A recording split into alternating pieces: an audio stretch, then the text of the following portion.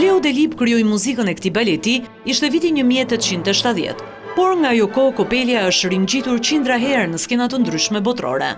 Edhe në teatrin tonë të operës dhe baletit, vepra rikthehet pas 6 vitesh, por këtë herë, Ilir Kerni, drejtuesi i institucionit, ka veshur petkun e profesionit të tij, duke krijuar një koreografi të re për baletin komik e duke sjellë edhe një bashkëpunim me artistët e Kosovës.